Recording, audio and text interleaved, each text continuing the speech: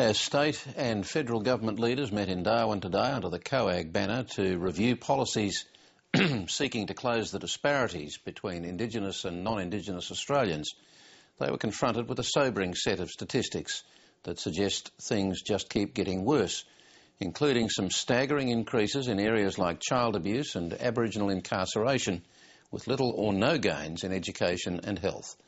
And so the search continues for answers to intractable problems that have defied government-imposed solutions over decades.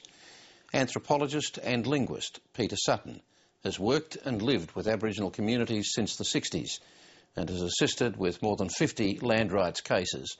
He has a book coming out later this month called The Politics of Suffering, which reflects his own internal struggles with complex problems, in which he argues that some harsh realities have to be addressed if there is to be any hope for long-term solutions, and that government policies over decades have been misguided and denied the inevitable. I spoke with Peter Sutton from Adelaide late today.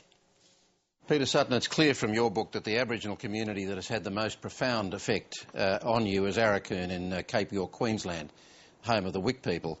You say that since the mid-70s, Arakoon has gone from a livable and vibrant community to a disaster zone. How vivid has that been for you? Well, it's been very personal, and it's also involved losing a lot of people I was close to and people I was related to and who were friends prematurely. Many of them to violence, including both homicide and suicide, and others in accidents, preventable accidents, and others from preventable diseases. And that's been tough. So in that context, were you surprised at all by this latest revelation of statistics today? I'm not surprised that some of them are getting better and some of them are getting worse and others are proving to be just intractable and standing still. No, I'm not surprised. Are governments any closer today, do you think, in getting things right than in the past 40 years of your work with Indigenous communities and cultures? I think the problems of the 70s model of where to go in policy on these things, those problems have gradually become exposed. Governments are very much aware of them. Increasingly, the people most affected are very aware of them. And there has been a real ground shift, I think, from ideological and liberation politics approaches to much more pragmatist and practical approaches. When you say pragmatist and practical, does that include Aboriginal communities themselves, Aboriginal leadership, accepting that they can't really expect to kind of enshrine Aboriginal tradition, Aboriginal culture for future generations of Aborigines and lock Indigenous Australians into living in those communities and living that cultural life? Well, I think people are voting with their feet, and there is much more mobility out of those more remote, more ghetto-like communities than there was. There are also many more outside people coming in, so they're changing in that sense. But to be honest, I mean, if you want a modern 20th century health profile of the sort that you find in an advanced country, a first world country or a modern country, you've got to have modern health practices, not just the instruments and the chemicals and the staff on the hospital. You've also got to have a settled urban or town-based kind of approach to things like getting rid of waste, dealing with personal hygiene, giving a certain modified and low role to violence in the way you settle disputes, that sort of thing. Are you saying that many of these remote communities are simply unsustainable in the long term? I don't think they're sustainable in the long term, but what's happening now is, I think, rather confusing to people because, on the one hand, they're being encouraged to be more mobile, to orbit in and out of these places, to go out and get education, go out and get work, come back for funerals, come back to see family. But on the other hand, there isn't really the insistence on school attendance that would make people technically mobile in that sense, that is literate enough to get a job in a city. What's the difference between what you call modernisation for current and future generations of Aborigines and assimilation?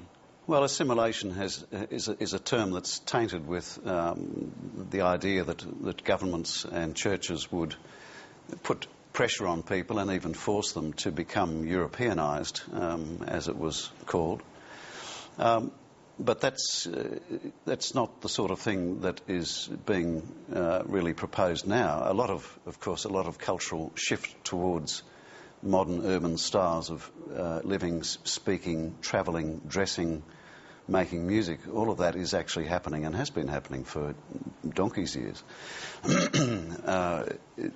But if you think about what people wish for New Guinea or Mozambique or Botswana land or some other place in the third world,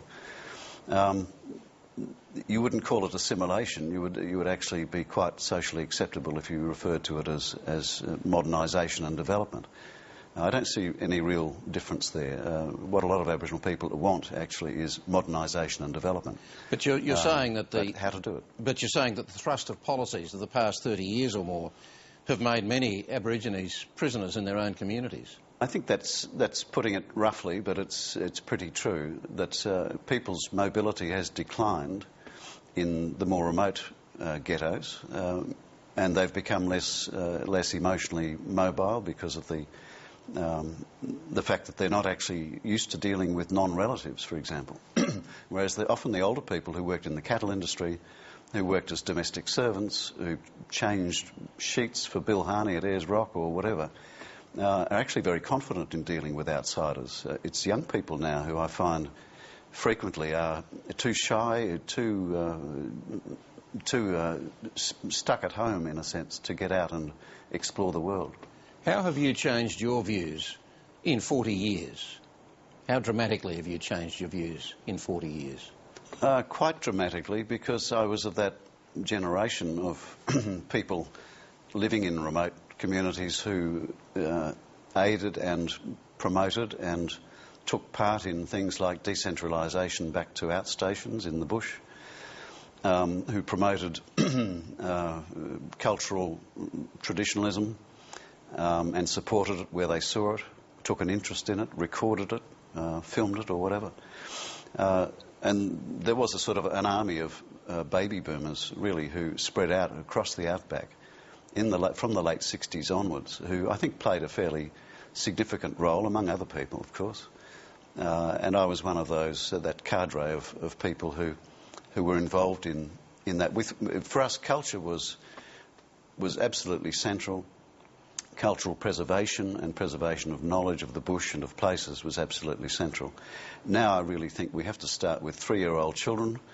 What's essential for them? If it works for them, that's the way to go. If it doesn't work for them, no matter how much it might be about keeping some cultural practice going, the practice needs to be questioned, and people need to work out whether they're going to drop it or not.